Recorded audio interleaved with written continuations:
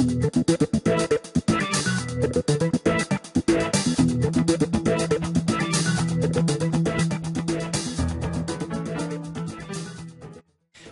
everyone, Rick Holland. I am glad you're here.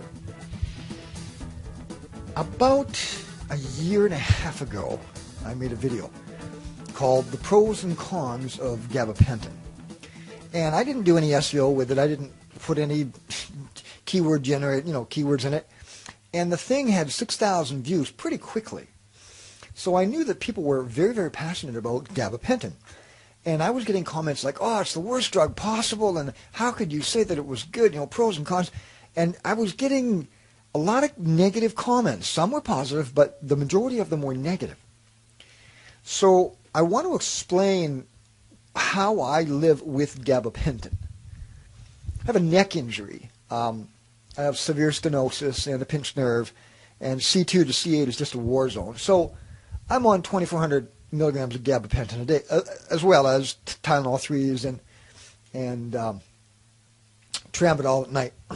So I want to show you what I do, because if I just took gabapentin and didn't do anything else, I wouldn't like it. I would think that the drug would have some horrendous effects. But I want to share with you what I do. Okay, so the first thing I do, and the biggest thing that I believe that helped me the most, is a couple of areas. First,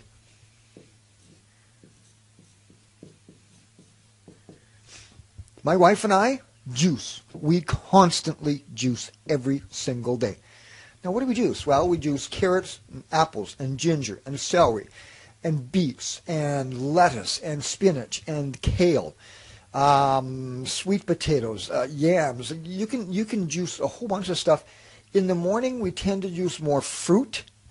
We still have vegetables in it. We use a base of carrots and apples. And in the afternoon, we can juice more vegetables. But here's the thing about chronic pain and juice that I want to point out. Most people that have chronic pain and that have had it for a while, chronic pain is anything over what? They used to say 6 months, now they say 3. So if you've had chronic pain for more than 6 months, you're getting pretty tired of it, aren't you? So you're on pain modifiers. I don't call them painkillers, but pain modifiers, like gabapentin and Tylenol 3. So if you're in chronic pain all the time, you don't feel like eating.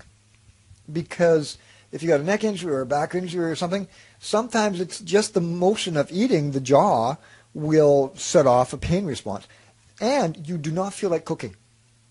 So we have found that I juice enough for us to juice. For every third day I juice.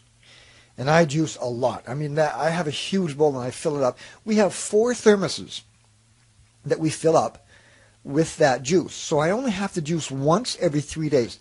And then in the morning, I have about 12 ounces of juice in the morning, and that gets me going like crazy. Now, here's what I found about juice. I find that my body reacts really well to juice. Here's the thing. If you ate a steak, your body is constantly trying to break solid food down to a liquid state. Okay, so if you ate a steak, it can take up to 8 to 10 hours for your body, the acids in your body, to break that steak down and process it. That's 8 to 10 hours. When you juice, your bloodstream, the vitamins, minerals, and enzymes in the juice are available to your bloodstream in as little as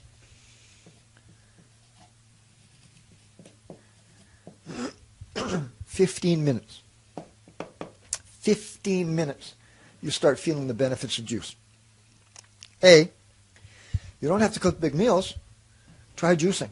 B, I find that it works better with my medication because I don't have a lot of solid food interfering or getting in the way or absorbing the drug. So actually, I think I get better value out of my medication or my pain modifiers and gabapentin when I juice, because it's not solid food. It's already in its liquid state. And, you know, there's been a lot of studies saying people have cured their diabetes, for sure obesity. If you start juicing on a regular timeline, you're going to see the pounds fall off. But that's not all I do.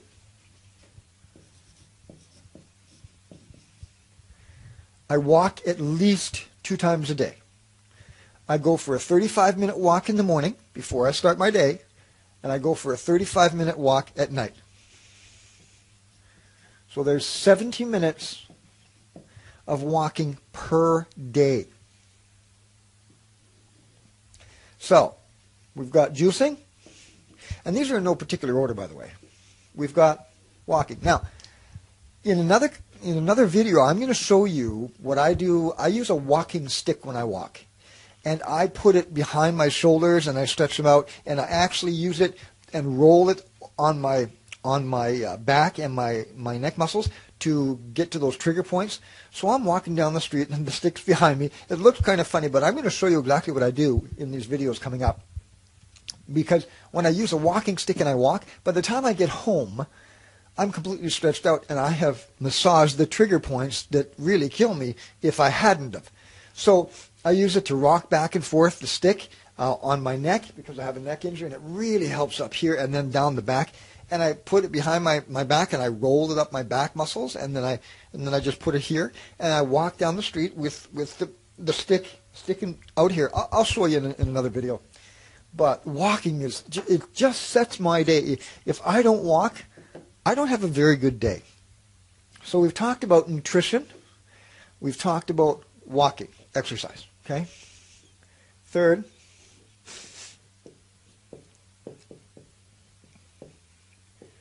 rest. If you don't properly rest your muscles, tendons, ligaments, your body, and your mind properly, you're going to run into big trouble, because those muscles, tendons, and ligaments are going to be turned on all the time. And just simply not having the ability or the opportunity to rest during the day will spiral your pain out of control. Now, here's what I do during the day. I get up at 5 a.m., start my day at 5. I work on the computer a couple of hours, and then I go for a walk. I juice, and then I go for a walk. When I come back from my walk, I have a hot shower. So I do activity, then I reward myself. I do activity, then I reward myself. And do an activity, and then reward yourself.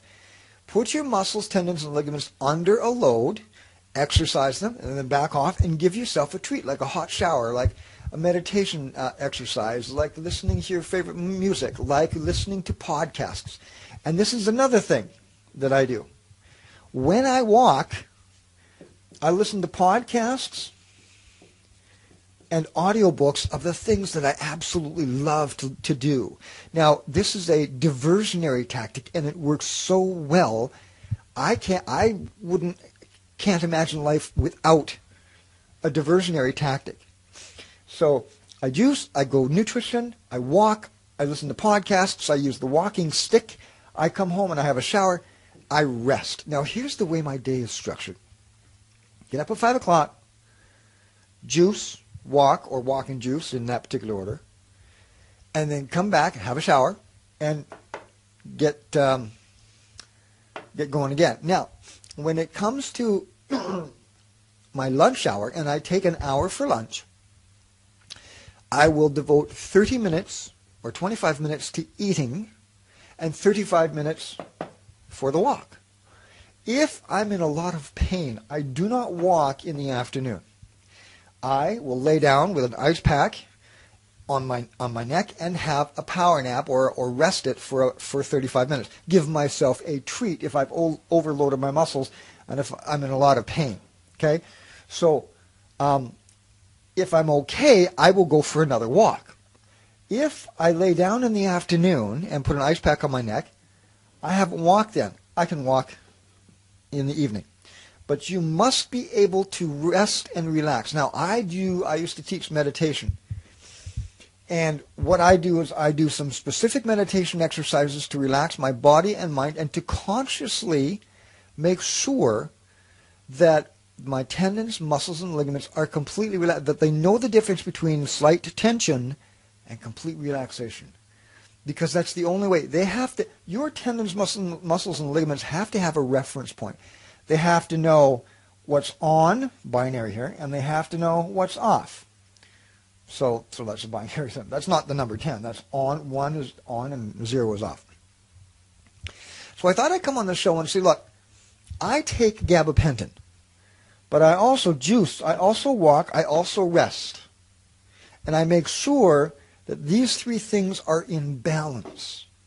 So gabapentin on its own, if I didn't do any of these, I'd probably be in trouble. I'd probably not enjoy the drug.